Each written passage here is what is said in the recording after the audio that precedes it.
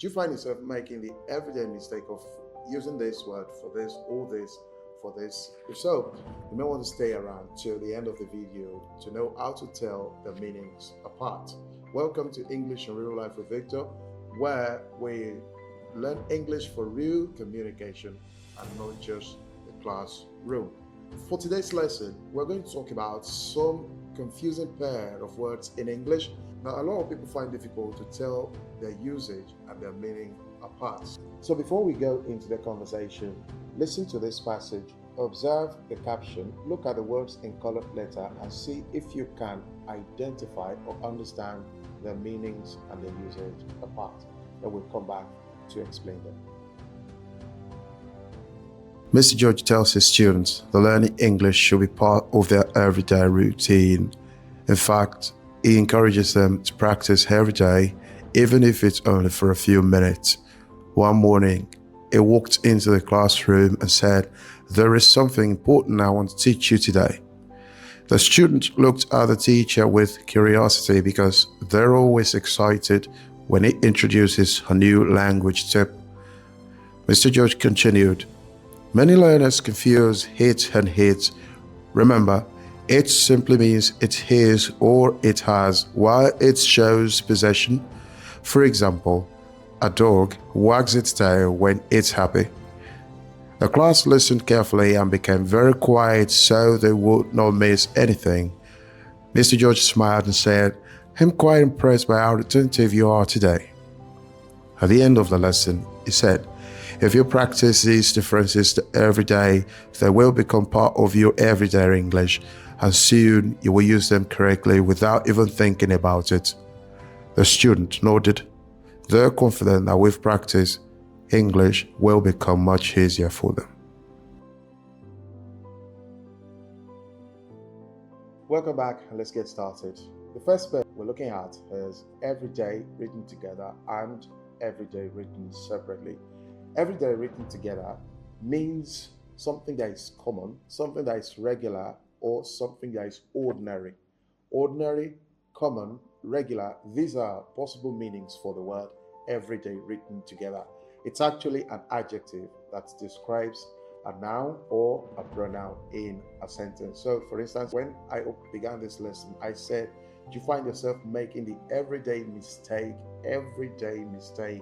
That means you find yourself making the regular or the common mistake of using this word for this word. So everyday written together means ordinary, regular, or common. Everyday written apart, that is what you really mean if you intend to say each day. So I wear different pair of shoes every day. It means I wear different pair of shoes each day. That's every day written separately. To the next pair, there, and there. There. This is quite tricky because all three of them sound alike, but they are written separately. In English, we call them homophones. Homophones are words that sound alike, but have different meanings and even different spellings. So for this word, for these three words, there, and there, the same pronunciation, different meanings, and certainly different usages.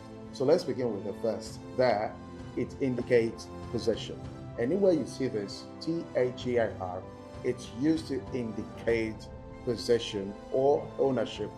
That is their book. Their book. That is their book.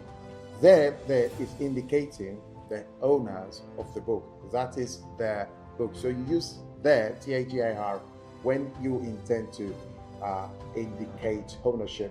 Then the next one, T-H-E-R-E, there, it works more like an adverb to indicate a place. So for instance, you have something like put the bag over there. There indicates a place, the place specifically where the speaker wants the bag to be put. And finally, there, T-H-E-Y apostrophe R-E. What does that mean? There is a contraction or a shortened form of they are. If you expand it, you have they are. For instance, they're coming tomorrow. They're coming tomorrow. They're coming tomorrow means they are coming tomorrow. Understand, the first one indicates ownership, the second indicates a place, while the third is a shortened form of they are. Then his versus hits. His versus hits. Now the problem is many people think these two should be pronounced the same way. No, their pronunciations are quite different as well as their meanings and usages. The first one, it's, it ends with a z sound, while the other one, it has. The first one with an apostrophe s, it's a contraction, a shortened form of it is or it has, while the second one, its without an apostrophe, indicates ownership. Indicates ownership. For instance, you have it's raining. It's z. That's the sound. Z, the s apostrophe s, the s z. It's raining. It's raining because it's fast speech. It often sounds as it's raining. It's raining. But in ideal form, it's is. So why the other one indicating ownership? You have something like the company changed its policy. The company changed its policy. ITS. And then the final pair, you have quiet and quiet. They sound alike, right? That's where the confusion is. This is quiet and this is quiet. Quiet, quiet. So how are they used differently? Quiet means very, fairly, or completely. It was quite an interesting movie. It means it was probably a completely interesting movie, or a very interesting movie, or a fairly interesting movie. The other one, quiet. Quiet means little or no noise. Little or no noise. So the teacher asks the student to remain quiet. It means the teacher wants little or no noise in the classroom. The room is very quiet.